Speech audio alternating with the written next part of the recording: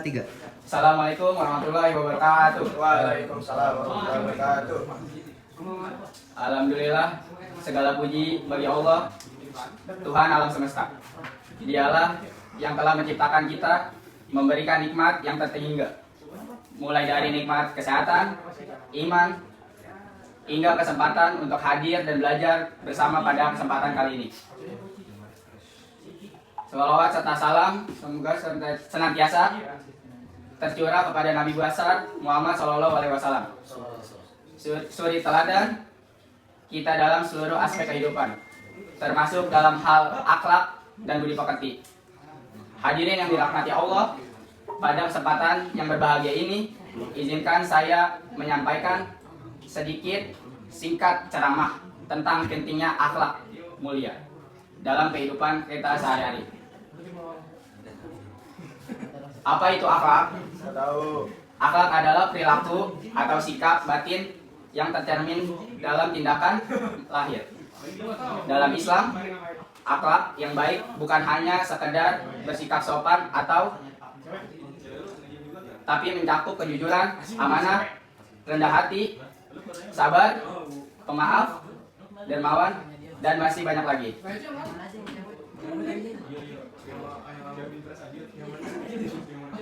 Rasulullah SAW bersabda dalam sebuah hadis yang diriwayatkan oleh Imam Bukhari yang berbunyi, sesungguhnya aku diutus untuk menyempurnakan akhlak yang mulia.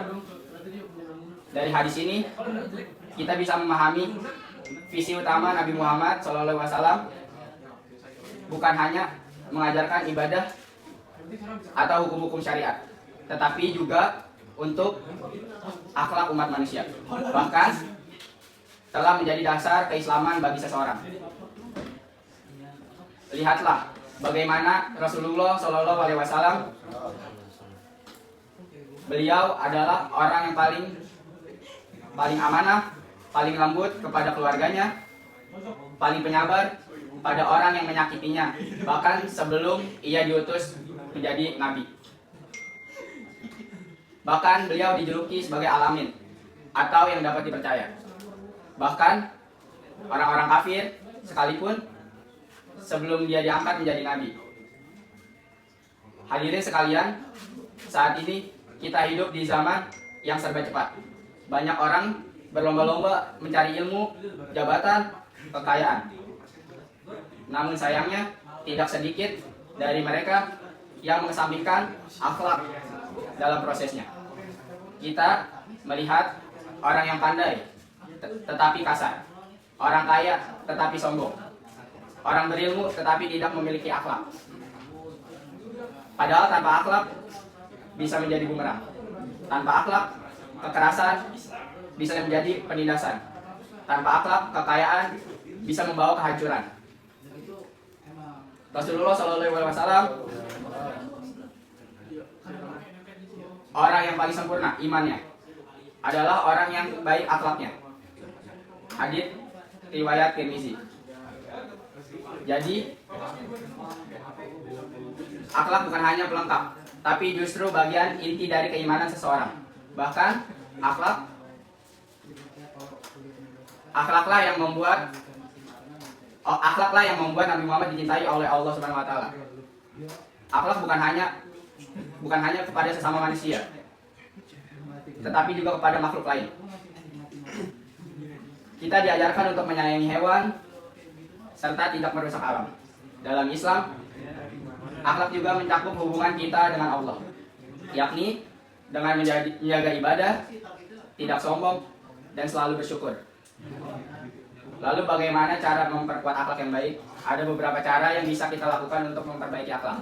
Yang pertama, meneladani akhlak Nabi Muhammad SAW dengan cara membaca sirah atau sejarah dan hadis-hadis beliau. Yang kedua, membiasakan diri dengan perbuatan baik sekecil apapun. Misalnya, membiasakan berkata jujur, senyum, memberi salam, atau membantu orang lain.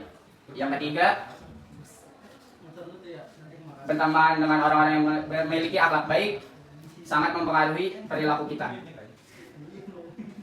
Lalu banyak berdoa. dan meminta kepada Allah agar diberikan hati yang lembut, sifat yang sabar, dan akhlak yang mulia.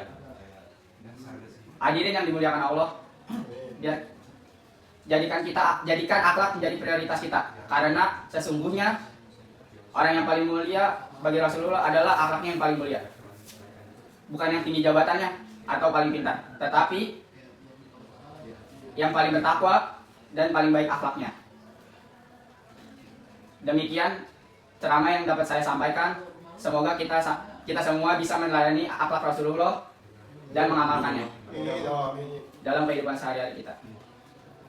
Jangan pernah meremehkan kebaikan sekecil apapun, karena bisa jadi setelah itulah yang mengantarkan kita ke surga ataupun ke neraka.